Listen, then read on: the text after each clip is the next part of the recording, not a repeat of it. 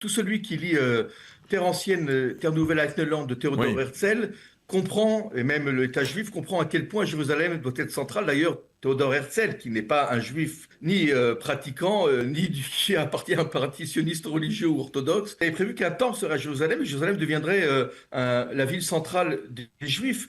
Je vous rappelle aussi que David Ben Gurion, qui n'était pas non plus un juif orthodoxe, avait déclaré, avant la déclaration de l'État d'Israël en 48, que sans Jérusalem, l'État d'Israël ne serait pas créé. Je reviens aux fondamentaux laïques, je ne parle plus maintenant Oui. ni de la Bible, ni de spiritualité, ni de prière, ni du lieu où on se tourne pour prier.